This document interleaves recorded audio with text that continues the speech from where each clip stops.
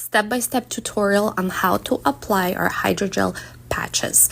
Okay, so the first thing when we remove them, I like to kind of do a couple of little slits on the outer part of the patches, just so that they're much easier to kind of maneuver and basically apply. So they're not going to be as stiff.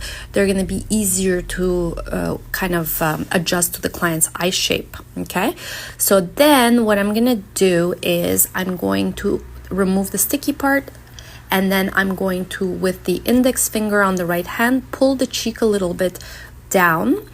It's going to make it easier to apply the patches. And then with my other hand, I'm going to apply the inner corner of the patches, followed by sticking the outer corner of the patches. I'm going to have the client having the eyes closed, open the entire time.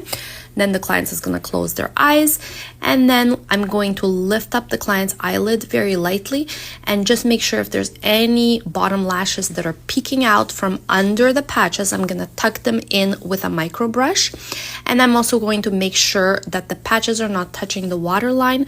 I want them about 1 to 2 millimeters away from the waterline, just so that the patches don't kind of become swollen, and so the client doesn't have any red eyes.